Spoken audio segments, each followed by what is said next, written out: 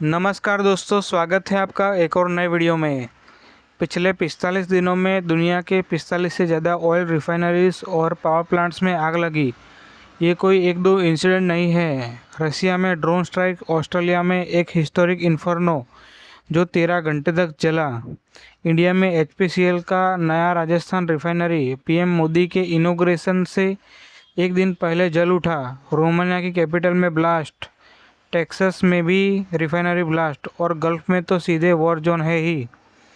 Normal years में पूरी दुनिया में एक साल के अंदर 9 से 10 रिफाइनरीज फायर होते हैं।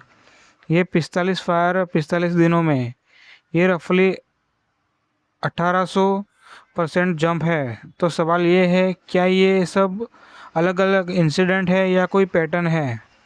आज हम यही समझेंगे। सबसे क्लियर और कंफर्म वाली स्टोरी रसिया की है। यूक्रेन ने 2026 में एक सस्टेन्ड कैंपेन शुरू की जिसका एक ही मकसद है, रसिया की ऑयल रेवेन्यूज को काट दो।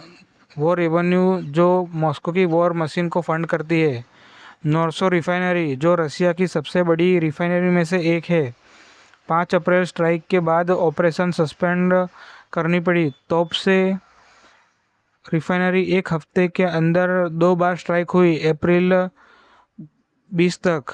तब से ने ऑपरेशन कम्प्लीटली होल्ड कर दिया और यारोस्लावल, रशिया की 5th लार्जेस्ट रिफाइनरी, मार्च के लेट में ही हिट हुई, जहां एक यूनिट प्रोसेस करता था रफली 6.2 million tons oil per year. Russia के लिए ये और भी कॉम्प्लिकेटेड इसलिए है क्योंकि वेस्टर्न सैंक्शंस के बाद रिपेयर इक्विपमेंट मिलना मुश्किल हो गया है। एक बार डैमेज्ड हो गए तो रिकवरी स्लो होती है और फैसिलिटीज दोबारा अटैक के लिए ज़्यादा वल्नरेबल रहती है। 15 अप्रैल विक्टोरिया, ऑस्ट्रेलिया, वाइव एनर्जी का जिलोंग रिफाइनरी, ऑस्ट्रेलिया की 2 वर्किंग रिफाइनरीज में से एक में रात को फ्लेम्स उठे। 60 मीटर ऊंची आग 13 घंटे तक जली। कोसा gas leak from faulty mechanical part. ये रिफाइनरी ऑस्ट्रेलिया का अप्रोक्सीमेटली 10% फ्यूल प्रोड्यूस करती है। विक्टोरिया का 50% से ज़्यादा सप्लाई करती है और 1,20,000 बैरल्स पर डे की कैपेसिटी है। फायर के बाद डीजल और जेट फ्यूल प्रोडक्शन 80% और पेट्रोल प्रोडक्शन 60% पर आ गए।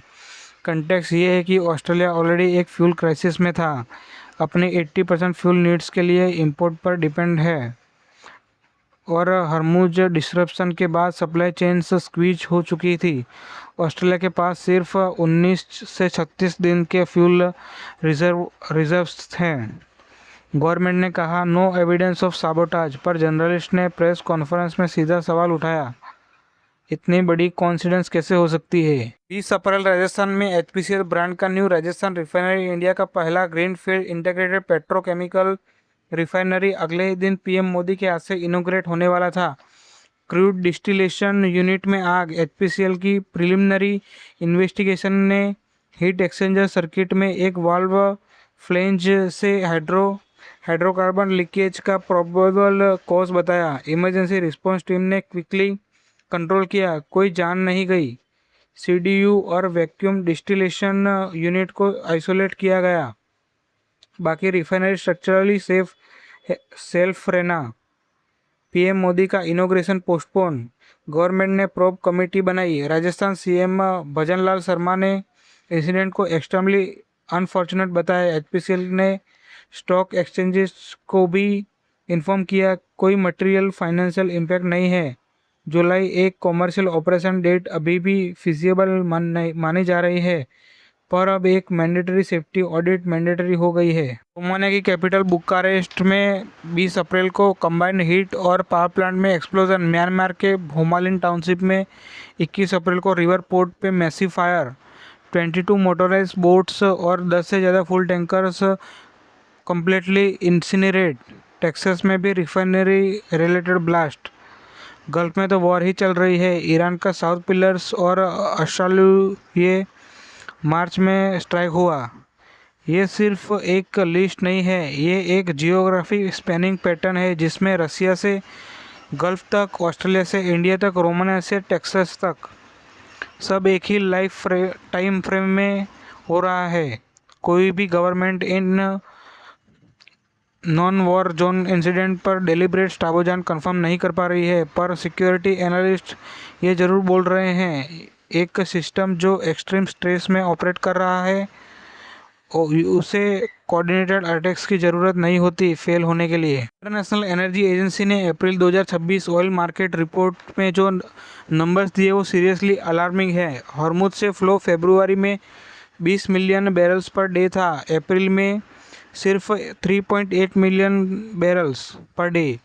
आईईए ने मार्च में ग्लोबल ऑयल इन्वेंटरीज में 85 मिलियन बैरल्स की फॉल रिकॉर्ड की। सिर्फ एक महीने में ग्लोबल क्रूड थ्रूपुट्स यानी रिफाइनरीज कितना ऑयल प्रोसेस कर रही हैं, अप्रैल में 6 million barrels per day cut हुई। सिर्फ एशिया और मिडिल ईस्ट में रिफिलिंग मार्जिन्स इतनी ज़्यादा है। Middle east distillate cracks all time high पे पहुंच गई। आईईए ने 2026 के लिए ग्लोबल ऑयल डिमांड में 80,000 बैरल्स पर डे का कॉन्ट्रैक्शन प्रोजेक्ट किया। कोविड-19 के बाद ये सबसे बड़ा ड्रॉप होगा। अब ये फ्रेजाइल क्यों है? स्ट्रक्चरल रीजंस हैं। आईईए ने पहले भी नोट किया है कि ग्लोबल रिफाइनिंग कैपेसिटी में ईयर से इन्वेस्टमेंट फॉल हो रहा है, क्योंकि एनर्जी ट्रांजिशन के नाम पर इंडस्ट्री मान बैठी थी कि फ्यूजिल फ्यूल का फ्यूचर लिमिटेड है। कम रिडंडेंसी मतलब ये जब डिस्ट्रप्शन आता है सिस्टम में बफर नहीं होता और जो रिफाइनरीज चल रही हैं वो टाइट मार्जिन्स और डिफर्ड मेंटेनेंस के साथ मैक्स कैपेसिटी पे ऑपरेट कर रही है। एग्जैक्टली वो कंडीशंस जो एक्सीडेंट्स की प्रोबेबिलिटी बताते हैं। दो स्कूल्स ऑफ थॉट हैं। पहला, ये सब ऑर्केस्ट्रेटेड है। आर्ग्यूमेंट ये है कि रसिया और यूएस जो ईरान वॉर के बाद दुनिया के दो सबसे बड़े एनर्जी एक्सपोर्टर्स हैं, दोनों इससे बेनिफिट करते हैं। जब इंडिया, ऑस्ट्रेलिया, रोमानिया जैसे देश की रिफाइनरीज ऑफलाइन होती हैं, ग्लोबल सप्लाई ड्रॉप होता है, प्राइसेस ऊपर जाती है और जो प्रोड्यूसिंग कंट्री है उसकी पोजीशन स्ट्रेंथन होती है। दूसरा, ये सिस्टम स्ट्रेस का नेचुरल आउटकम है। सिक्योरिटी एनालिस्ट का एक सेक्शन क्लियरली कहता है एक सिस्टम जो हिस्टोरिकली टाइट मार्जिन पे चल रहा है, जहां मेंटेनेंस डिफर हो चुका है, जहां फीडबैक सप्लाई स्क्वीज हो, वहां कोई एक स्पार्क भी कास्केडिंग फेलर क्रिएट कर सकता है। अलग अलग कंट्रीज में अलग अलग कॉजेज हैं, drone, gas leak, valve failure, लेकिन सब एक ही ग्लोबल एनर्जी स्ट्रेस इन्वायरमेंट में हो रहा है।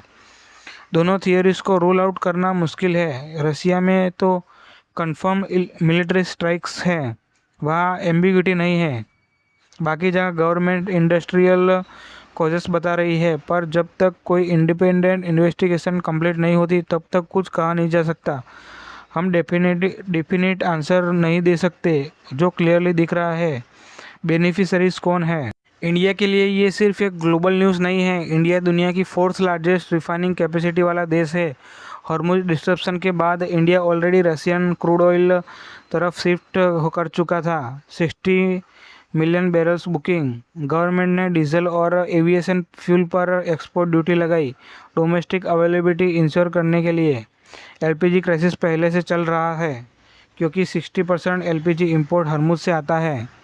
अब एचपीसीएल का राजस्थान रिफाइनरी जो जुलाई से कॉमर्शियल ऑपरेशन स्टार्ट करना था, एक फायर इंसिडेंट के बाद डिले में पड़ा है। तो ये इंडिया की एनर्जी सेल्फ रिलायंस की प्लानिंग पे डायरेक्टली असर करता है। ये रिफाइनरी बाड़मेर के एरिड रीजन के एंकर इंडस्ट्री देने वाली थी, थाउजेंड्स ऑफ जॉब लानी थी। डिले लिमिटेड है पर टाइमिंग वर्स्ट थी। इंडिया अभी ऑपरेशन ऊर्जा सुरक्षा के जरिए टैंकर्स एक्सपोर्ट कर रहा है, रशियन क्रूड बुक्स कर रही है, अल्टरनेट रूट्स एक्सप्लोर कर रही है, पर एक increasingly fragile global refining system में जहां इंसिडेंट्स नॉर्मल से 18 गुना ज़्यादा हो रहे हैं। इंडिया को अपनी रिफाइनिंग कैपेसिटी और स्ट्रेटेजिक रिजर्व्स को सीरियसली रीएवोल्यूट करना चाहिए। तो आंसर क्या है? एक लाइन में नहीं मिलता। रसिया में ये वॉर है, बाकी जगह Australia, Romania, Texas government industrial accident बोल रही है। पर एक सिस्टम जहां नॉर्मल साल में 9-10 फायर होते हैं और 45 दिन में 45 प्लस फायर हो गए, वो सिस्टम या तो हैक्ड है या टूट रहा है। दोनों ही ऑप्शंस कंफर्टेबल नहीं है। ग्लोबल एनर्जी इंफ्रास्ट्रक्चर डिकेड्स की under investment, extreme geopolitical stress और टाइट ऑपरेशन मार्जिन्स के बीच में चल रहा है। अगर आपको ये वीडियो अच्छा लगा है तो लाइक करो, चैनल को सब्सक्राइब करो और वीडियो को शेयर ज़रूर करो। मिलते हैं अगले वीडियो में।